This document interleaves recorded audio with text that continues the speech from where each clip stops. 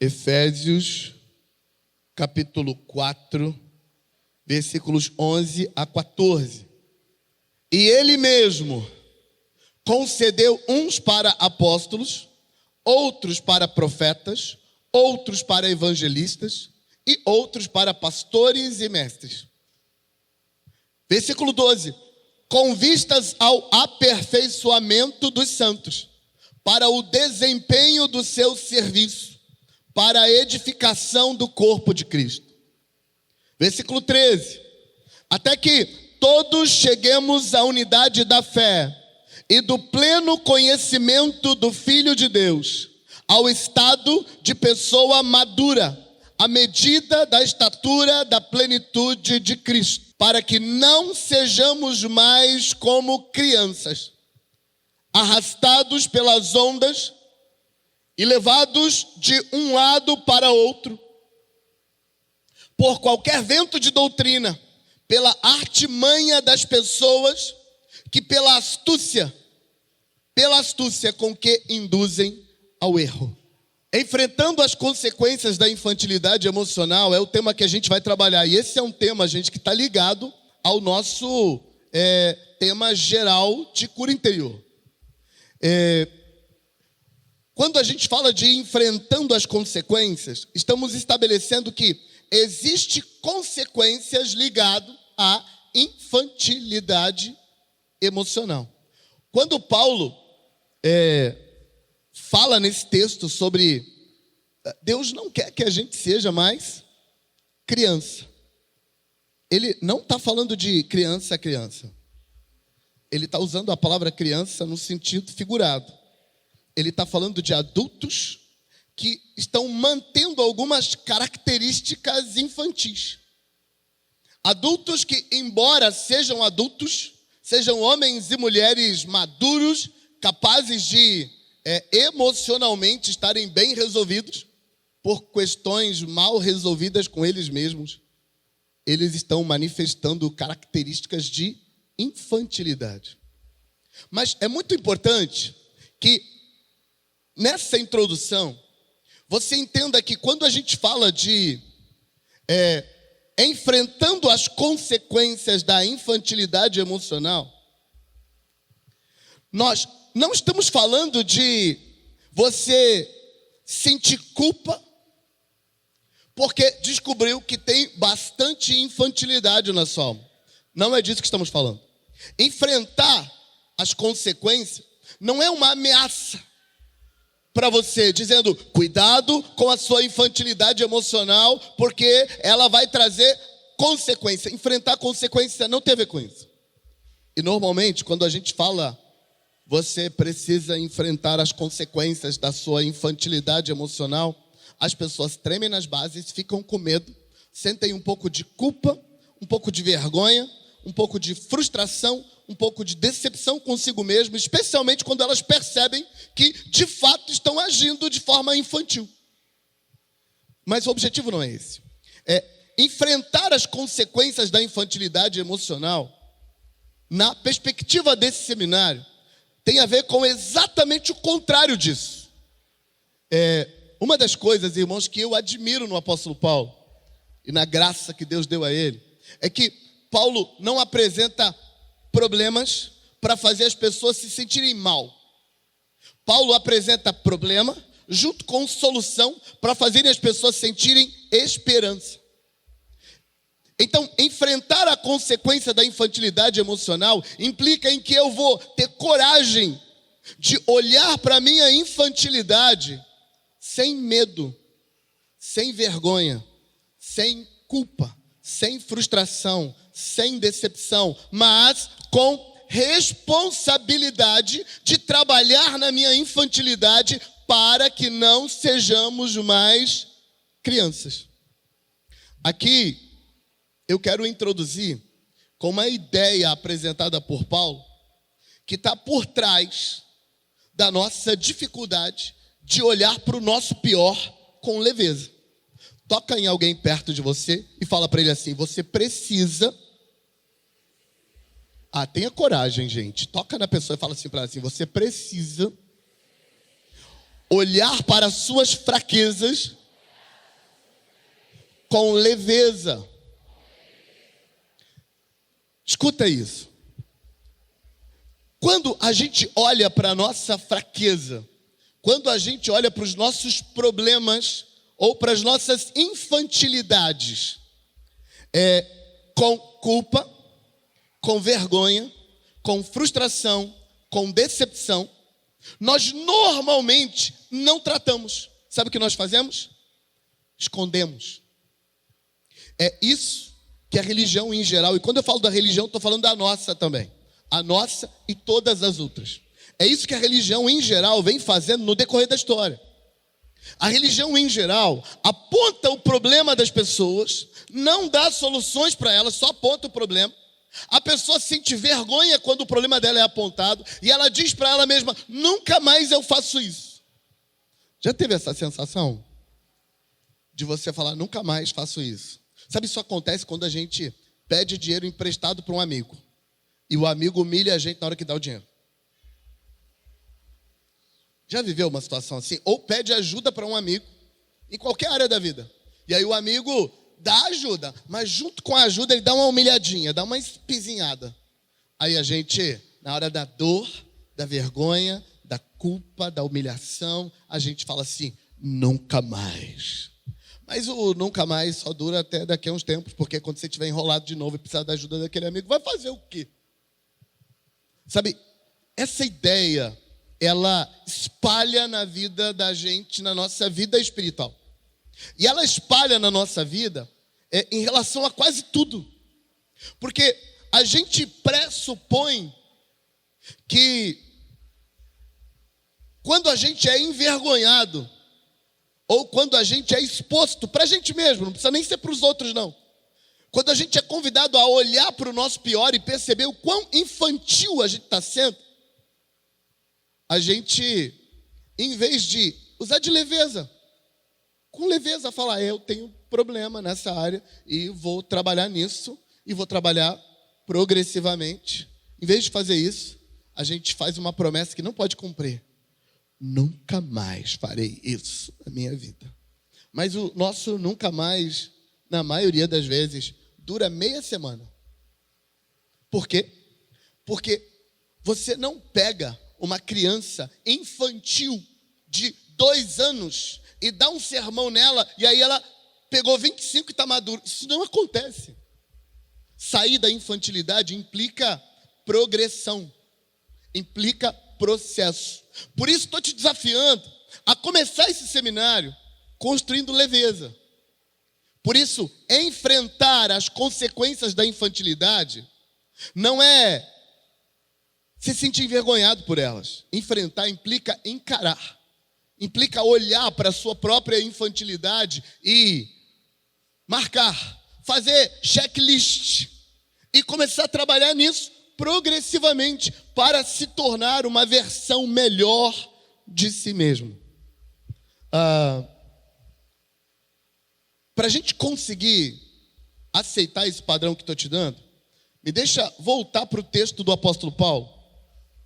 E quero pedir para o pessoal da tela colocar para a gente Efésios, capítulo 4, versículo 11 e 12. E esses dois eu queria que a gente lesse em voz de coro. Juntos, 1, 2, 3, vai.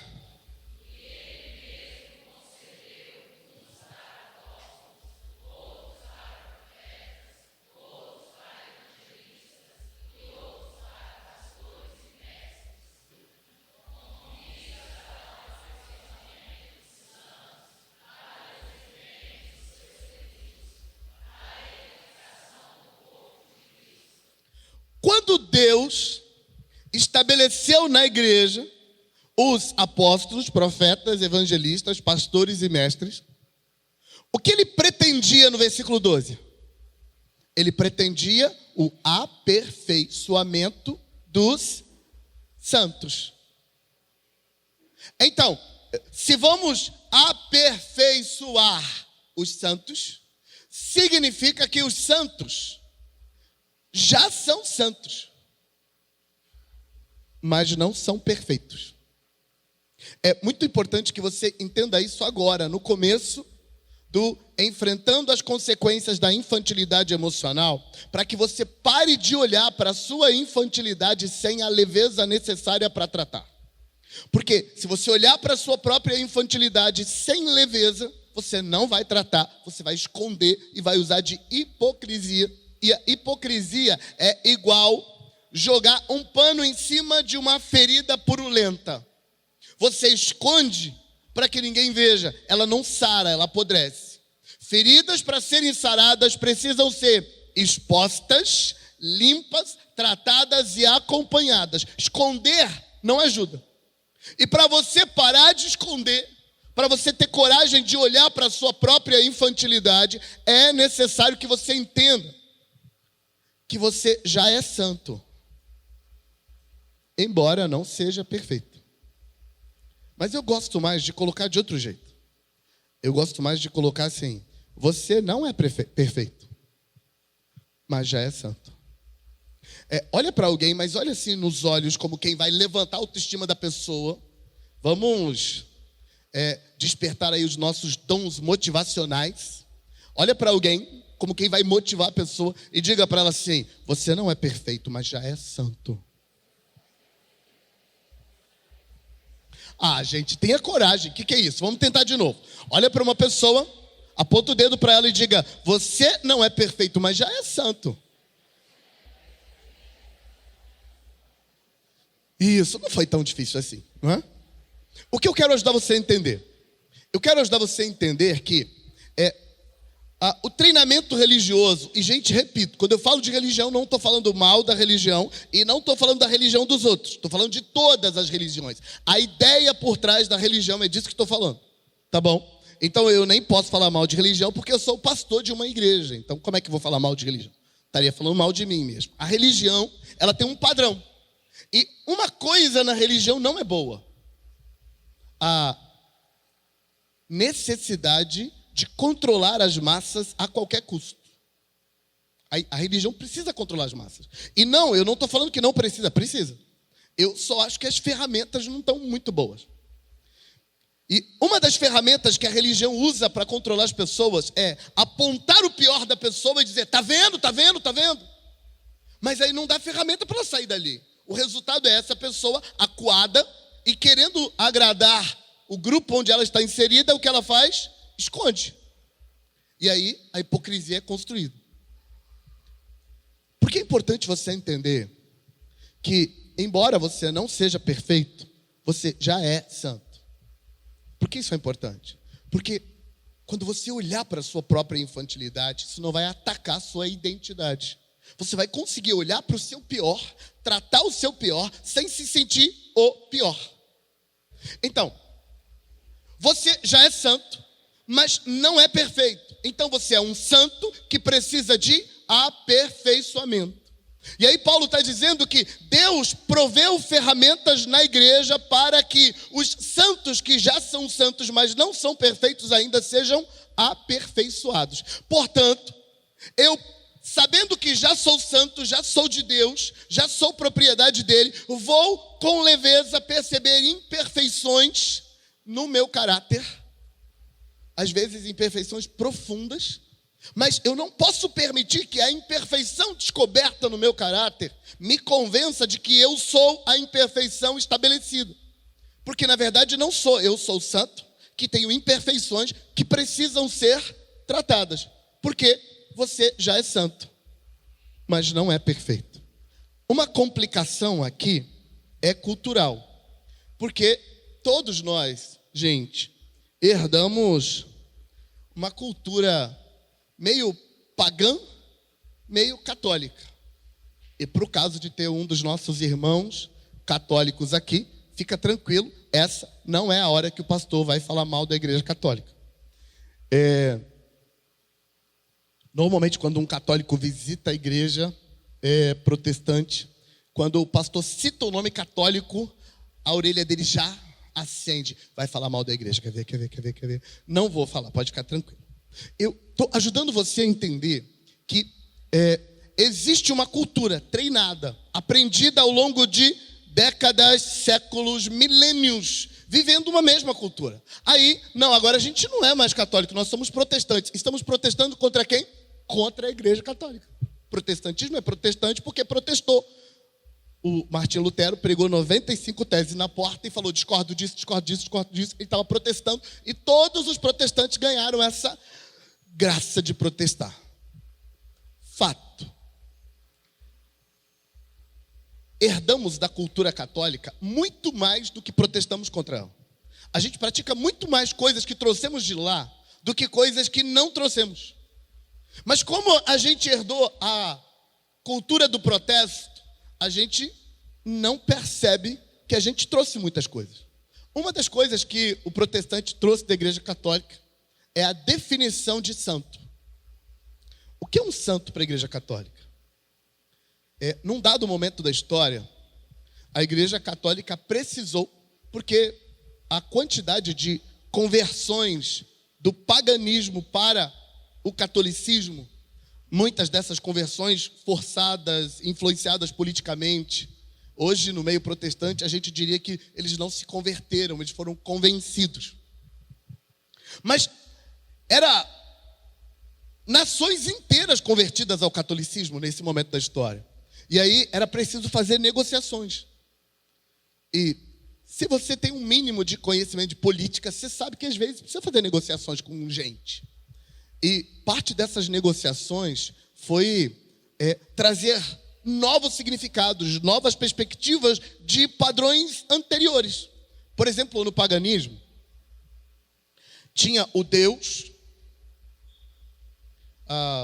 Zeus, por exemplo, os homens, eu só não coloquei mais baixo porque não dá, mas os homens estão bem lá embaixo. Então tem a divindade, os Zeus, e os homens lá embaixo. Os homens não se sentiam capazes de alcançar os deuses. Então eles tinham aqui no meio, por exemplo, na cultura grega, o Hércules, que era um semideus. O Hércules, ele não era um humano. O Hércules não era um deus. O Hércules estava no meio. O santo para a Igreja Católica é o Hércules. O santo na Igreja Católica, culturalmente falando, ele é alguém que ele não é um humano qualquer, ele é um humano superdotado. Seria tipo um super-herói, alguém com superpoderes em alguma área. O santo é alguém muito top. Por isso, na nossa cultura, a gente se sente meio ofendido quando alguém chama a gente de santo. Eu sei que você já ouviu alguém xingar o outro de santo. Um pouco de ironia, um pouco de sarcasmo, transforma a palavra santo em xingamento. Então, você é o santo da história.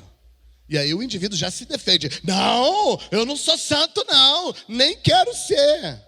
Por que a gente usa a palavra santo assim? Porque nós herdamos a ideia de que santo é alguém que não é humano mais. Ele já chegou no outro nível. Ele ainda não está assim lá no nível de cima, mas também não está mais no nível de baixo. Ele está ali. E por que os seres humanos precisam disso? Porque eles têm a sensação de que o Deus é grande demais para eles chegarem lá. Então eles precisam de alguém que seja o degrau do meio. E eu preciso te contar que Jesus fez esse papel. Paulo escreve para Timóteo e diz que existe apenas um mediador entre Deus e os homens, Jesus Cristo o justo. Mas isso não vem ao caso agora. Agora o que eu quero é ajudar você a entender o que é a palavra santo de verdade no Novo Testamento. Gente, tem uma lei psicológica que eu gosto de chamar de lei do foco, que faz com que a gente leia qualquer coisa com aquilo que a gente já tem na cabeça. Se a sua cultura já faz você enxergar santo com a perspectiva católica, quando você lê o Novo Testamento e vê a palavra santo lá, você não consegue perceber que, como Paulo usa a palavra santo, por exemplo, não combina com o nosso entendimento da palavra santo. Por que você não consegue perceber quando lê? Porque sua mente já está contaminada com uma cultura. Você já pensa santo de um determinado jeito. Aí, se você entende isso, entende que, peraí, santo na Bíblia não é a mesma coisa que santo para a Igreja Católica. E você volta para a Bíblia, vamos ler tudo de novo agora. Você vai perceber que a palavra santo aparece com nuances completamente diferentes. Por exemplo, Paulo escreve para a igreja de Corinto e diz para eles assim: aos santos de Corinto, meus amados, santos da cidade de Corinto. E depois, logo na sequência, ele fala assim: não pude falar com vocês como gente espiritual, porque vocês são carnais, vocês são criancinhas em Jesus, vocês não cresceram, mas acabou de chamar eles de santos. Então, claramente, santo não é a perspectiva que a Igreja Católica tem de santo. E repito, caso você seja um irmão católico que está com a gente, não estou falando mal da Igreja Católica, estou te contando como é que as coisas são interpretadas. E então, o que é santo na Bíblia? Tanto no Velho Testamento quanto no Novo Testamento, a palavra santo significa literalmente, na raiz da palavra grega e hebraica, literalmente significa separado. E a ideia é dupla, é separado de alguma coisa e separado para alguém. Então, a gente entende melhor santo quando a gente vai para o Velho Testamento e pega uma vasilha no tabernáculo, uma pazinha, por exemplo, que ficava lá no altar dos holocaustos, na porta da entrada do tabernáculo, tinha uma pazinha que era para tirar cinza do altar. Depois que queimava os holocaustos, tinha uma pazinha, entrava, pazinha, joga a cinza, tira. Na pazinha estava escrito assim, ó: Santa ao Senhor. Por que aquela pazinha é santa? Porque não pode usar a pazinha para tirar cinza de nenhum outro lugar senão do tabernáculo. Ela pertence ao tabernáculo, ela é do tabernáculo. Sabe, quando Deus diz no Novo Testamento que você é santo, significa que Deus transportou você do império das trevas para o reino do Filho do seu amor. Significa que outrora, você que mora no Brasil, porque nasceu no Brasil, você era propriedade dos principados e potestades que governam o Brasil. Essa ideia moderna é meio estranha para você entender. Então vamos pegar uma ideia mais antiga. O principado, o deus do Egito, se chamava Amun-Ra, era o deus máximo. Ele era inclusive maior que Horus, que era o deus segundo na escala. Amun-Ra é o deus do Egito. Então, qualquer pessoa que nasce no Egito, ela nasce pertencendo a Amun-Ra. Assim como uma pessoa que nasce em Israel, nascia pertencendo a Yahvé, o Deus de Israel. Mas no Novo Testamento, Deus radicalizou. Deus fez um ritual tão grande, tão poderoso, que pagou a conta da humanidade toda. De tal forma que todos os principados e potestades ficaram devendo. De tal forma que qualquer pessoa que pertença a qualquer reino da terra pode dizer assim: a partir de hoje eu aceito a Jesus como meu Salvador, e aquele que nasceu no Egito e pertencia a Amun-Ra não pertence mais, agora ele pertence a Yahvé, porque ele aceitou a Jesus como seu Salvador. Então esse indivíduo que era de Amun-Ra, mas no paganismo, ninguém pertence a uma divindade só. No paganismo, o indivíduo, por exemplo, nascia debaixo da égide de Amun-Ra, mas ele também pertencia a Horus e outros deuses, Sete, por exemplo, tudo deuses de lá. Mas quando esse indivíduo confia em Jesus, ele não pertence mais àquela divindade, agora ele pertence a Jesus, ao Deus de Abraão. É isso que Paulo quer dizer quando ele escreve aos Colossenses e diz assim: ele transportou vocês do império das trevas, dos governos dos principados e potestades, e agora vocês pertencem ao reino do Filho do seu amor. Agora você é santo a Ele. Os deuses das nações só têm poder sobre uma pessoa até ela levantar a mão e dizer: eu quero aceitar o sacrifício da cruz me salvando. E isso, gente, não tem nada a ver com que religião, que igreja e que placa está pendurado na porta do seu templo. É uma relação entre o homem e Deus. Santo, portanto, significa esse pertencimento a Deus. Eu gosto de comparar a ideia de santo com a caneca do papai. Sabe aquela caneca que tem lá na casa, escrito a caneca do papai? E toda vez que um menino para frente bebe na caneca do papai, alguém vai sair correndo e gritando: ô mãe, o fulano está bebendo na caneca do papai. Porque não pode, essa caneca é do papai. Deixa eu te contar. Você foi comprado e bem pago pelo Senhor Jesus. E você ativou esse pagamento no momento em que você exerceu o livre-arbítrio e disse que você queria que Jesus fosse seu Senhor e seu Salvador. Nessa hora você ativou o preço pago e agora você tem um novo dono. Como você tem um novo dono, você é só dele, santo a ele, pertencente a ele. A ideia da palavra santo no Novo Testamento significa isso. Então, a gente pode simplificar a palavra santo, porque a nossa cultura não engole muito esse negócio de santo. Toda vez que alguém chama você de santo, dá uma certa estremecida por dentro, dá um medo de não dar conta. Porque a gente, inconscientemente, o inconsciente coletivo está embebido nessa ideia de que santo é um semideus. Então, a ideia não entra muito na nossa cabeça. Então, a gente pode substituir. Você é santo, você já é de Deus. Você já nasceu de novo. Você já se tornou uma nova criatura.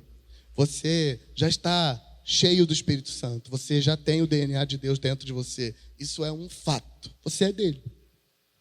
Mas você é santo. Não perfeito. Então, aqueles que já são santos precisam agora ser aperfeiçoados. E aqui eu uso uma metáfora, na verdade uma alegoria, comparando esse seu estado com a vida de um ser humano. Quando o ser humano nasce, ele já é humano. E eu nem vou pensar nele enquanto célula-ovo, para a gente não despertar aqui a discussão desnecessária. Vamos pensar nesse ser humano já nascido. Ele já é humano. E qualquer um daria para ele direitos humanos, porque ele é humano. Mas compara ele com um outro humano adulto de 25 anos, em plena maturidade psicológica, relacional e física. Compara o recém-nascido com o adulto. A sensação que você vai ter é que ele não é humano, porque ele faz coisas que é feio e é vergonhoso para os humanos fazerem. Pensa, por exemplo, se você vê um adulto de 25 anos abraçar o pai e fazer xixi na roupa limpa que ele acabou de vestir para ir para a igreja. O que você pensaria desse adulto? Esse cara é doido ou está endemoniado? Como assim? Fez xixi na roupa do pai? Mas e se esse mesmo ser humano tiver 1 ano? E ele fizer xixi na roupa do pai, que já estiver pronto e cheiroso para ir para o culto. O que você pensa? Tá tudo bem. Ele não é humano? É. Mas ele está fazendo o xixi. Você fala, deixa para lá. Tadinho do menino. Ele vai crescer. É essa leveza que você tem com as crianças e você não tem, devia ter. Essa leveza que eu quero te convidar para trazer comigo para o seminário. Eu vou trazer algumas perspectivas desconfortáveis para você. Vou te ajudar a ver coisas que é desconfortável. Mas não devia ser desconfortável. Você devia aprender a olhar para essas imperfeições que precisam ser trabalhadas, tratadas, treinadas, reconstruídas, aprendidas. Você devia aprender a olhar com a mesma leveza que você olha para uma criança. Você não diz que o menino não é gente, porque ele não vai no banheiro fazer cocô. Não sei se você sabe, mas as crianças fazem cocô na roupa e sem contar nada para ninguém. No máximo, eles fazem uma carinha feia e quando você vai olhar, a cama está toda borrada. Isso considerando a possibilidade boa de esse menino estar vestidinho e protegido. Porque, às vezes, as mães largam os meninos em cima da cama totalmente pelado. Aí, eles fazem cocô. E depois que eles terminam de fazer cocô, eles resolvem explorar o ambiente. E quando a coitada da mãe que deixou o menino ali, só tem umas pessoas rindo, eu estou imaginando que já viram essa experiência algumas vezes. Quando a mãe deixou o menino só 2 minutos, quando ela volta, a cama, o menino, o cabelo, a perna, tá tudo. Eu ia falar de merda, mas merda é uma palavra feia, então não vou falar essa palavra porque estamos num seminário sério. Vamos falar de cocô infantil. Vamos dizer que essa mãe seja uma mãe equilibrada, zero neurose, uma pessoa com inteligência emocional nível hard. Ela vai olhar para esse menino todo cagado e vai dizer assim: cagãozinho da mamãe. E o próximo passo? Dar um banho no menino, dar uma lavada nele, botar um talco para cheirar, botar uma roupa e vamos esperar ele crescer. E na medida em que ele cresce, vamos treiná-lo para que aos 25 anos ele não faça mais isso. Mas está tranquilo. Tudo isso é só para você entender que eu preciso que você encare, enfrentando as consequências da infantilidade emocional com leveza.